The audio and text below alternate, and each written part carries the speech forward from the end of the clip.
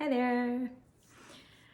I've been thinking a bit more on belonging and the idea of resting versus reaching, and also been reading this book that has really been inspiring to me called Meditations from the Mat, just a daily devotional. It's by Rolf Gates and Katrina Kennison. And in the book, he talks about how much time we spend chasing this illusionary idea of perfection, how much time we spend trying to uphold our own importance.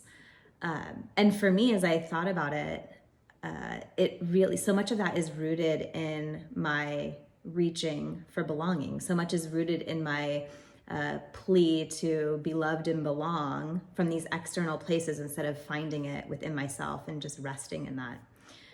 So I was thinking about, okay, what changes for me if I come from this place of resting versus reaching? And some of the statements in the book that really helped me kind of dive in for myself were I am defined by ... And I thought about, okay, how would I finish that sentence? And certainly it changes, it can change, I think, from day to day and moment to moment, but what are my different answers to that? And then people will like me if ... The one that really hit home for me was my highest form of acknowledgement and approval is ... So as I sat with how I would finish those statements for myself, it really helped these levers come to light that I lean into. When I say levers, just the things that I do that I know will help me feel love and belonging from the people around me. So things like, being agreeable, maybe when I'm not so much in agreement. But as I sat with how I would finish those statements, it helped me dive deep for myself and kind of shed some new light on areas that I can still lean into and unravel there. Then I was thinking also about, when we rest in our belonging in that place of knowing, it feels joyful, it feels peaceful, it's a good place to be. And then fear creeps in quickly.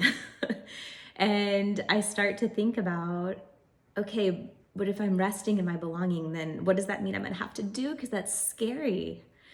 Or what's the vulnerability that's gonna be required from me? Because that's uncomfortable and I don't like that.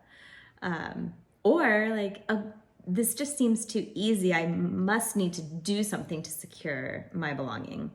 And then it just kind of comes full circle. So I just wanted to acknowledge that, all of these thoughts I'm having around it, and that it's real. This is not easy stuff. I love in this book how he describes what the work is around it. And the work is, he makes it sound so simple. So let me just read it to you. To begin, we let go. We let go of our thoughts, our old scripts, our expectations, our darkness. The solution is not to fight, but to let go. We let go of everything and hold on to nothing. Over and over again, on the mat and off, we let go.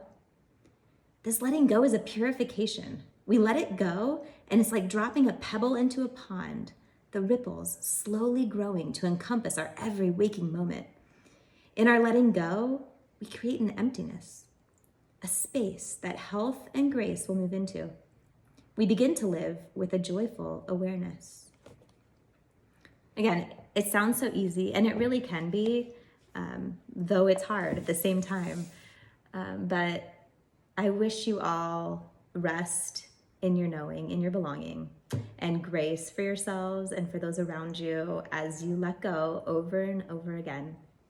And I will see you soon.